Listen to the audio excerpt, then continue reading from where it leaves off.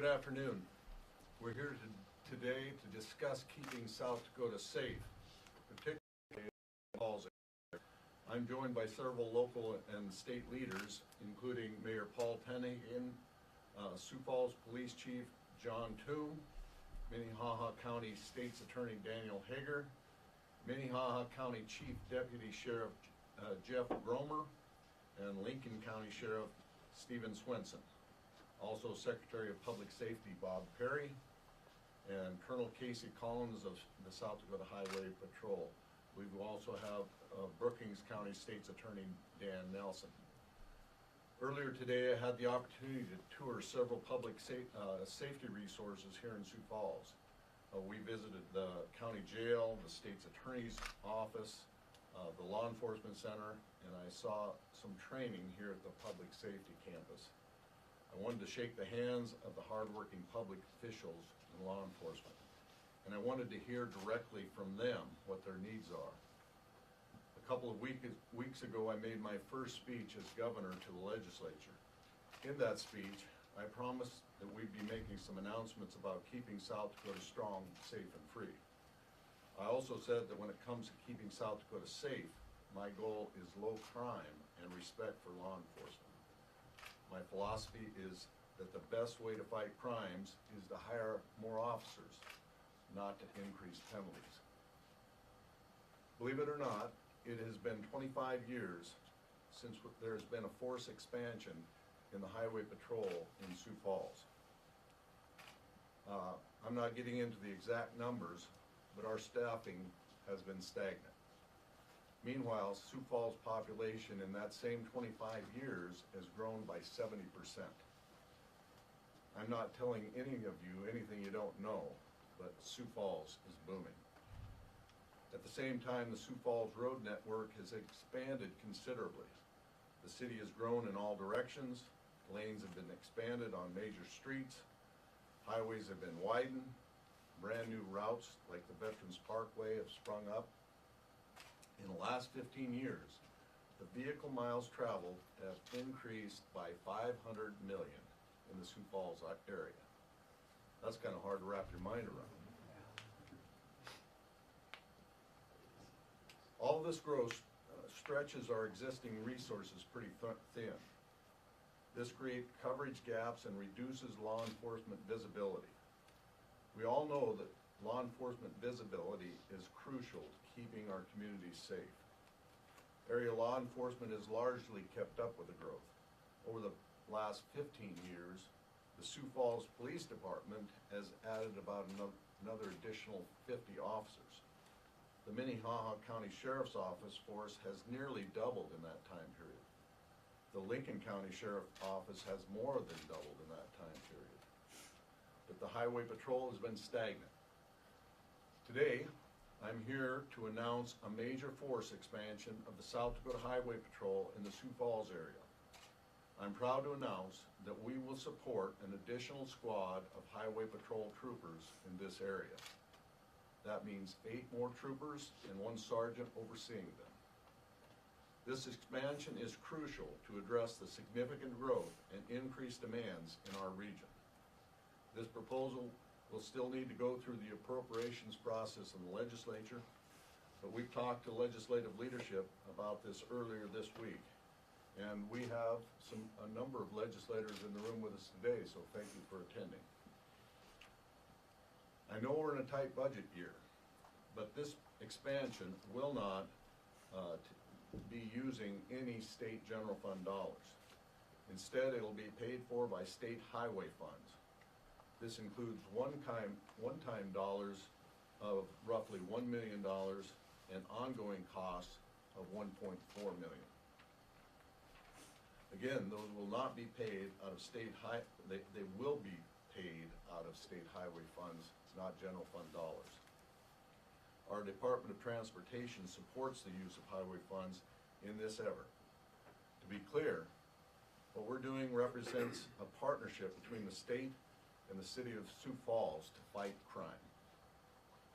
I'd like to invite Mayor Paul Tenhagen to the microphone.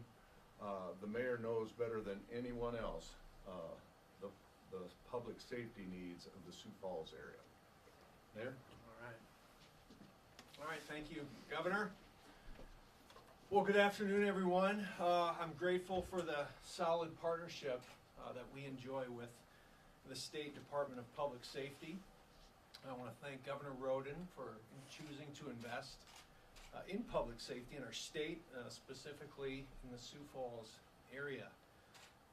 Within the governor's first month in office, he's already here in the biggest city in South Dakota, making commitments to public safety. And I think that says a lot about what we will see from the Rhoden and Venheisen administration. It shows that this is going to be a priority, and it's a priority for our residents as well. You know, whenever we have needed help in Sioux Falls, especially around public safety, the state has really been quick to lend a hand for Sioux Falls. Whether it's been natural disasters or civil disturbances. In fact, the Lieutenant Governor and I were just talking about, it was 4 or 5 years ago, we sat in a conference room in City Hall when we had civil disturbances, and we managed through that with the help of the state. And we always look forward to partnering with them in the future, and they're currently on initiatives like this. So, you know, it's no secret that Sioux Falls and this region continues to grow. And it's really important that we stay ahead of that growth. In fact, this campus that we're on right now, it was built anticipating the growth that we're going to see in this region and the training that we're going to need as our cadet classes grow, as our law enforcement continues to grow. And public safety is really a collaborative effort at all levels, with the county, with the city, with the state, with all of our partners. We added 7 officers this year through our budget process, and so our authorized strength is now just over 300 in Sioux Falls PD, and our current population here in Sioux Falls is right around 220,000, so that's today. But as I said, we're planning ahead, and currently we're going through a planning process called Shape Sioux Falls, and in 2050, which honestly doesn't sound like that far away, we're estimating that our city population will be right around 368,000 if we continue our growth trajectory. And for the MSA, our Metro Statistical Area, we're going to be just shy of 500,000 people in 25 years. And so we have to continue to keep investing in public safety and collaborating in public safety with initiatives like this. And one of the top concerns my office hears about from our community is crime. And specifically, there's a big concern about speeding, right? And exhibition driving. There's a bill in the legislature on this right now that we're trying to get ahead of some of these organized drag racing events and things like that. Representative Sue Peterson has been carrying the water on that for us. But this additional highway patrol unit is going to help address both of these things. And it's especially important as we finish South Veterans Parkway, which will add 9 miles of highway in our city. And so I can't say thanks enough to Governor Rhoden and the state for making public safety a priority, and really within your first month in office, Governor, coming to Sioux Falls and saying, hey, I want to make a statement that public safety is going to be a key initiative to my administration. So thank you for that. It really means a lot. So thank you, Governor. Well, next I'd like to invite my Lieutenant Governor, Tony Venheisen, to the microphone. I am pretty excited about partnering with Tony Venheisen, especially being a West River rancher and having that kind of connection to our biggest economic engine outside of agriculture in the state of South Dakota, which is Sioux Falls. So I'm pretty excited about the balance he brings to my ticket to provide me current information and advice on dealing with the largest city in our state. So, Tony. Thank you, Governor, and I'll be brief. You know, it was honored to be in this role as Lieutenant Governor, but until just a couple weeks ago, I was a state representative representing part of Sioux Falls. And in the past 2 or 3 years, I've run 2 campaigns to be elected to the State House. And I can say that by far, the 2 issues that I heard the most about as I was going door to door and listening to my constituents was property taxes and public safety, crime. Well, yesterday we had an announcement in Pier where we talked about the governor's plan to start addressing property taxes for homeowners. Today we're here to talk about what we're going to do to confront crime.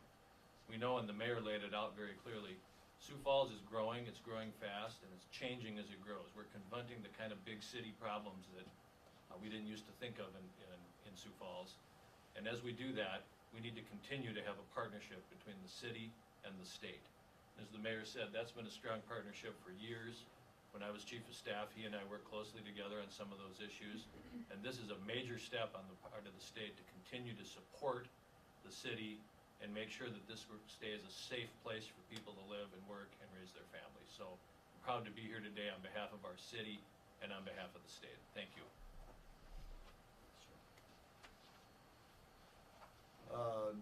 Next up, I would like to invite Chief John Toom to the microphone. Chief Toom can talk about the public safety needs of the Sioux Falls area from the perspective of law enforcement.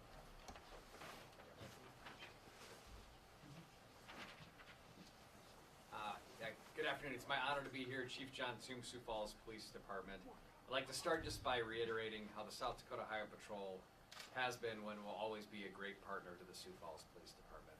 And we're grateful we'll be able to grow and strengthen this partnership through this. I kind of tell other people around the state, our first call is always to the Highway Patrol when we need help, and they always answer that call. And I learned this from a young recruit officer. It's part of the culture of law enforcement for our state.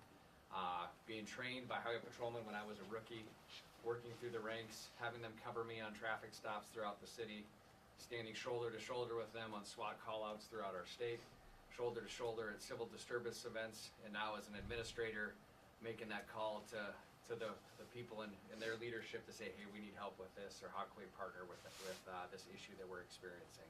And so again, for us in law enforcement to have this partnership even solidified further, I always say, always happy to see a fire truck at a medical call, and always happy to see a trooper in our town, right? I think that's just one of those things as cops we stand by and we're happy to see. But as the mayor mentioned, our city is growing in all directions. He throws out those population numbers, and I kind of take a deep breath, right? Because I'm thinking about where we're headed as a community. Just the sheer size and magnitude are something I think we maybe didn't think about 20 years ago. And proactive moves like this to address what we see as public safety, to meet the expanding population and the expanding roadway, are things that we just have to make decisions on now. I think we see in other areas we can push stuff off down the road, but making proactive decisions sooner than later puts us in a position to deal with the challenges that we're going to experience. So this investment of increased law enforcement obviously helps tremendously, and I know we take it as great comfort. We are seeing more than 5,000 calls more for service annually than we did 5 years ago. We responded to over 130,000 calls for service last year alone, and we know that the continued strain on our resources will go as our population grows. And I think to look at that, population growth, I think sometimes people paint the negative lights, but we have a lot of great things that are happening with population growth, but just sheer magnitude and scale are something that this move will help out with dramatically. And so keeping our community and region safe is a collaborative effort, and I know we have relationships without rivalry. We stand shoulder to shoulder in times of need, and they're always there to help each other when we need it. And a move like this today just solidifies that partnership and sets us up well for the future. So, and really looking forward to and appreciate the commitment and the time that everybody's made here to come today to acknowledge that.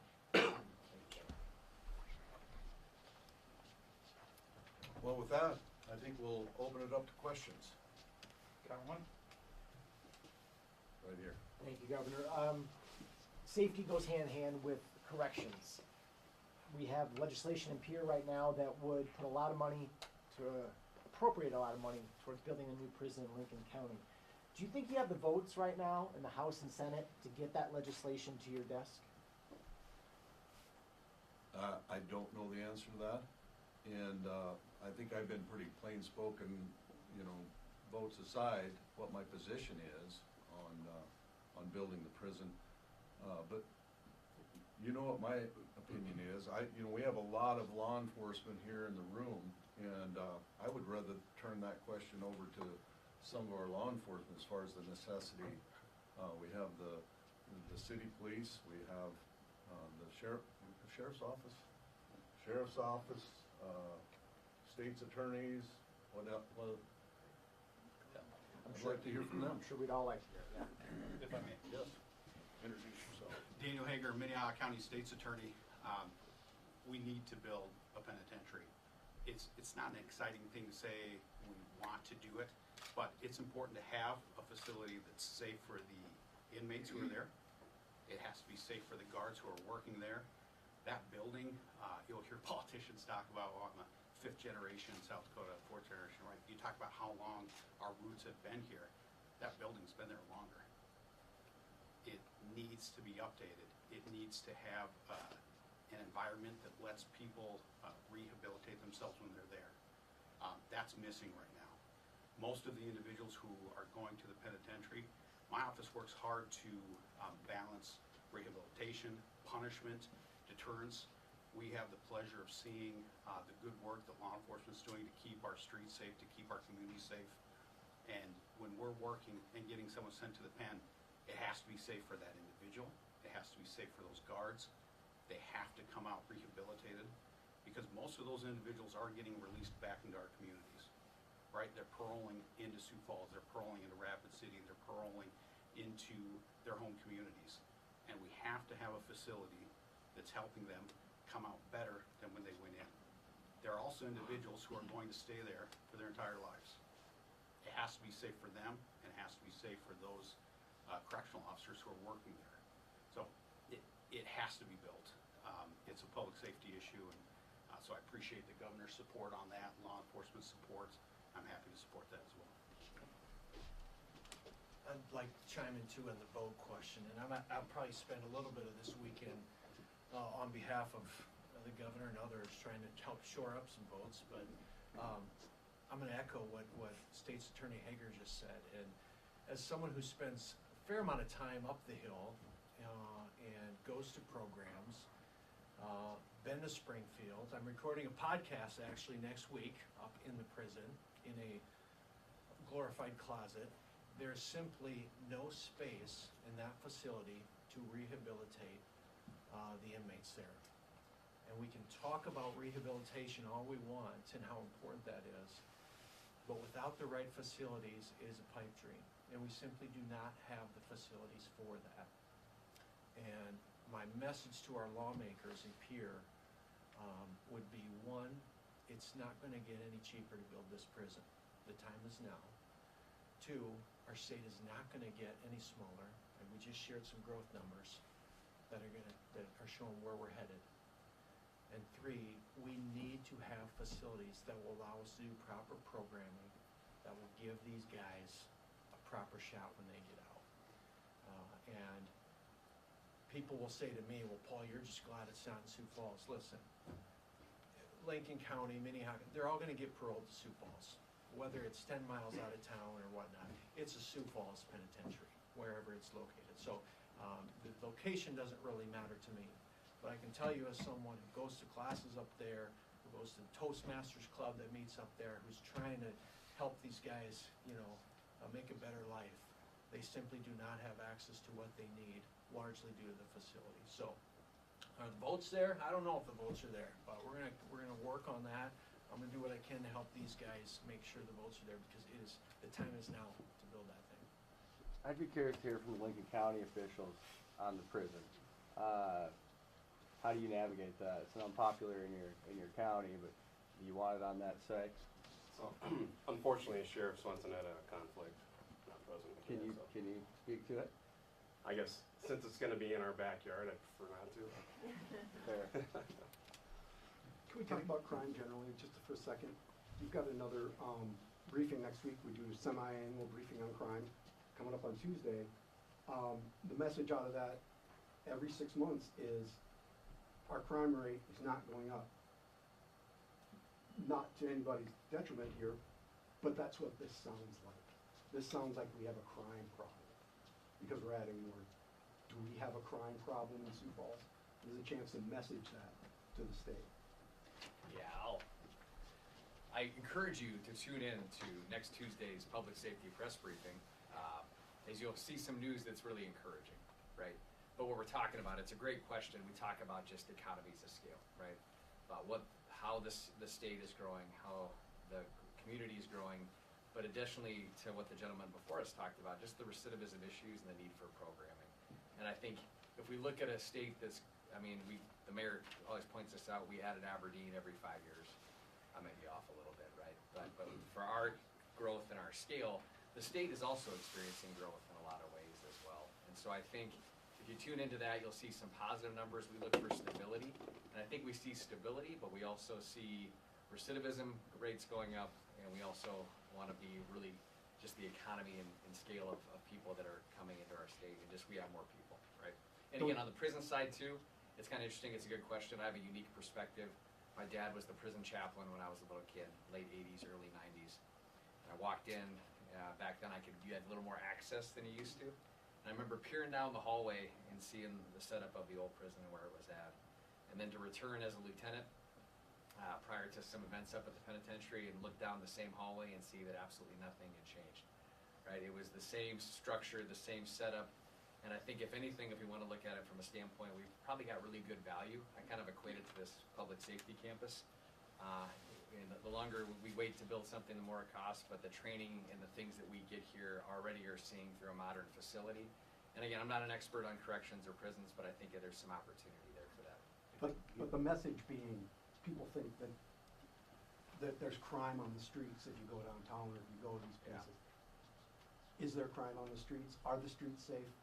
The streets are safe. There'll always be a need for law enforcement. We don't want to give people a naive perspective that we're not going to have work to do, right? But part of producing less work for law enforcement is, again, I'll take this opportunity to plug mentorship again, which I've done frequently, is the preventative work, but also the work once people get in the system to keep them on the right path. And I think a plan that proposes that from a law enforcement standpoint, we're like anybody else, we'd like a little less work to do, right? But so that preventative measure and work is how we get to that point. If I can get back to the highway patrol expansion, I'd like to hear from the highway patrol about the need and responding to calls, and are there instances where you're shorthanded? Casey Collins, Superintendent Highway Patrol. When we see the roadways grow, when we're adding lanes, when we're adding new highways, there are traffic crashes that increase, there's calls for service that increase. And so those things have definitely have happened, and we appreciate the governor's support, and this is a direct response to that. Calls for service, in short, are increasing. But are you shorthanded? Are we shorthanded? We're opening a hiring process. I'll take this opportunity to plug that in right now. We're opening a hiring process here in March 14th, matter of fact. And yes, we're hiring. We have openings across the state. And this will give us some more openings that we'll need to fill. But yeah, we're committed to that. And he said this is a new unit? There are 8 new patrol officers, and 1 supervisor, so 9? Yes, sir. So Okay, it'll be a so it's squad a of new- 9. Where will this unit be stationed out of the same headquarters? Yes, sir. Okay. Yep. Maybe this is a question for you, but let's assume that gets added. The legislature goes through, we get 8 new troopers and 1 new supervisor. Does that get you, when you look at population, when you look at road miles, does that get you where you want to be, or is that a good start? I think everything's a good start in law enforcement. It's a lot of reactionary work, and so we'll see where that goes. But I think this is a great first step in moving towards the right direction. And again, appreciate the governor's support in that. What's your authorized FTE or force, certified officers? Our current authorized strength is 201 sworn. And this will go up to by 9, Correct. if approved. And then 1.4 million in one-time money, or 1 million in one-time money? 1 million one-time money and 1.4 in ongoing. I think you were talking the total force in the highway patrol. The force in Sioux Falls area, I believe, is 24. It would be 27, sir. There's 27 now, and we're adding, Oh, sorry. and we're adding 20. We're adding 9. and we're adding 9. So it's a proportional increase to the force of troopers in the Sioux Falls area. And I'd also add that I think in May, we'll have 12 more highway patrol graduating from law enforcement academy. Governor, I understand you're saying there's a reallocation within this fund of this over like $1 million, right? What is being taken, is that correct? Yes, Okay, and it's, what is it being taken from, I guess, then? it's other fund spending authority, but as a former member of appropriations, I would let Tony kind of explain the details of the dollars coming out of the state highway fund. Yeah, the state highway fund is funded by vehicle registrations and the state gas tax. And those funds are used to fund the South Dakota Highway Patrol because it is part of the highway system, the transportation system. So that's the dollars that will be funding this. The Highway Patrol has always been funded in that way. It's funded through the Highway Trust But we did take this, there's just that much more like than typically has come in, there's $1 million laying around, or is this $1 million that would go to something else that is now being used for this? It'll be reallocated in future years, although that trust fund grows over time as gas tax, vehicle registrations go up, just like any tax revenue source does. What's the one-time money for? I think probably equipping the officers' cars and equipment. Looking at issues of public safety in Sioux Falls, Mayor Ted Aiken mentioned that speeding is a hot button issue. Another one that's been discussed a lot in recent years has been homelessness. I wonder how this expansion will impact that issue, and more broadly, what is the state government's role in addressing that issue? Yeah, I would be cautious to put homelessness and highway patrol in the same category, because that assumes homelessness is a crime, which it's not. So I don't think those are in the same category. There's certainly criminal behavior that could sometimes happen with that. I see that more on a local level with our chief, and the Sioux Falls Police Department typically handles crime that happens within our homeless community. And so that's an issue, whole separate topic we'll likely get into on Tuesday when we talk about our crime stats and what's happened with that. We have time for 2 more questions. Joe? Hey, can you guys explain how jurisdiction changes, what the responsibilities are between PD, sheriff, highway patrol? I mean, we see highway patrol on the interstates and highways. We don't necessarily see them on our city streets. Don't see a lot of deputies on the city streets. Just explain how all that Yeah. works. So, it's a unique nuance, right? So jurisdictionally, troopers have jurisdiction within our city. Everywhere, right? That's their jurisdiction. The sheriff's office does as well, but we have a really good working relationship. So if something happens on I-229, I-90, I-29, troopers are the primary, and then we would back that up. What we see a lot of times within Sioux Falls is, especially we've had some cooperative saturations, where Lincoln County Sheriff's Office, Minnehaha County Sheriff's Office, HP, and us all work together to do traffic saturations. But it's not uncommon at all when we need cover or when a critical incident happens for people to come, regardless of your agency, and go into that. So we kind of have our own little niches carved out, but we cross those niches depending on what we need to do at any given moment. And I can tell you, from my experience as a street cop, you want to see an uncomfortable PD officer, put them on the interstate on a crash, right? We're happy to have the troopers handle that part of law enforcement. And then when we deal with some of the stuff in town, I think the troopers are happy to be backing us up. So we work together and kind of work at our specialties, but also in times of need come together and work really well together. I think we have uncommon collaboration across the board in a lot of public safety, whether it's PD and fire, but also within the law enforcement entities. We work super well together and we continue that relationship to be strong. Should we expect more speeding tickets? I mean, and I don't mean that in a Well, bad way. I mean, like, I'll tell you seriously what. cracking down on speeders on the freeways. I've invited the highway patrol. I called Collins right when he got his. I'm like, hey, whatever you guys want to write as many tickets as in town, you guys go and do what you need to do. We see this collectively as a collaboration, and I think that's what one of our primary complaints is speed. One of their specialties is speed. So we'll work together to make sure we can make inroads in that part too. So. Thank you, guys. One more? No? Give it to him. Yeah, All we can right. give you one more. Thank you. Much appreciated. For Governor Rhoden or whomever else wants to handle this, do you believe a new prison needs, I emphasize that word, needs to be built at the proposed site in Lincoln County? I do, and here's why. We started this prep process a number of years ago, and we did things right, and we did an extensive search. Where's Ryan? Ryan is out in the hall here. He worked extensively on this, and we got a lot of buy-in. He I don't know how many different sites that we went through, dozens, trying to find the right site. When we settled on this site, it was very attractive for a lot of reasons, not the least of which is the state already owned it, and to find a spot like that with as few of close, proximity residents is pretty rare. But beyond that, just the process we went through of getting the appropriation, the site approvals, and the permitting, and the bidding process, and all that, to get that done to where we are. Not to mention having the ability, which was historic and unheard of in our state, to be able to accumulate over $600 million in one-time dollars and set them in a prison construction fund and be this close to being fully funded. Absolutely unheard of in the nation, that you would build a $750 million project and pay cash for it, which represents $600 million in savings to the taxpayers of the citizens of this state ongoing. So yes, I am absolutely convinced in my heart of heart, it's the right place to build it, it's the right time to build it. Thank you, all guys. Thanks, everyone. Appreciate it.